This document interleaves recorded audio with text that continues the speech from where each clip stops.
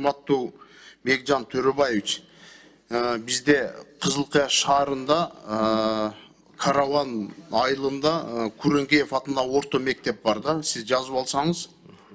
Кызылкая шаары, Караван айылы, Күреңкеев атындагы орто мектеп.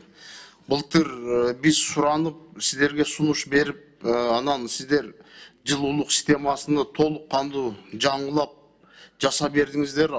Ан үчүн чоң сиздерге рахмат, ата-энелердин атынан жана мугалимдердин атынан.